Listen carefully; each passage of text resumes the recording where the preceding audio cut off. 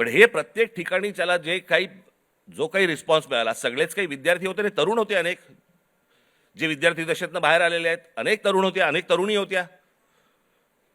हे का आले रस्त्यावरती? याचं कारण सभोवतालचं वातावरण.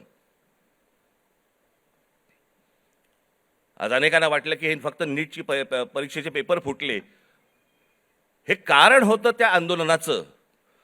पण त्या आंदोलनाने जे रौद्र स्वरूप धारण केलं त्याचं कारण हे आजूबाजूचं इतक्या वर्षांचं साचलेलं जे काही आहे ना, मला फुटपाथवरनं चालता येत नाही, माझ्याकडे पाणी तुंबलेलं असतं,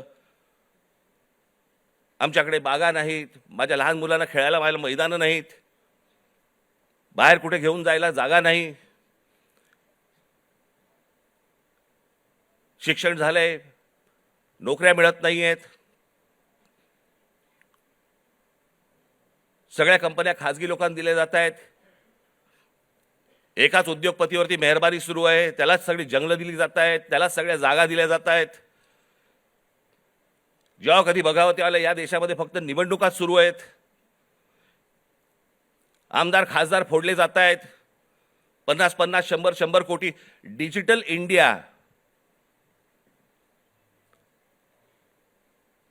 तुमच्याकडचे पैसे हे सगळे काय डिजिटलाइज केलेत वगैरे वगैरे, काय काय काय काय ज्या गोष्टी सगळ्या आता झाल्या.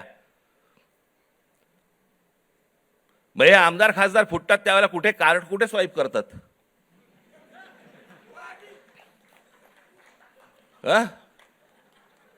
उलटा उलटा कार्ड स्वाईप.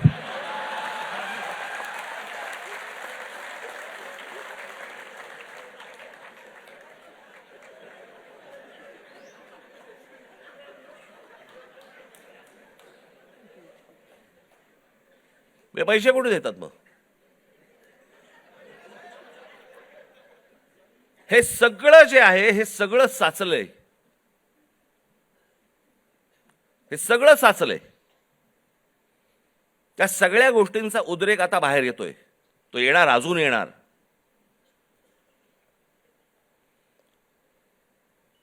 हा विषय कोणाला तरी सत्तेवरनं खाली खेचणं आणि कोणाला तरी सत्तेवरती आणणं हा एवढ्यापुरता मामूली विषय नाही आहे, हा देशाचा विषय आहे.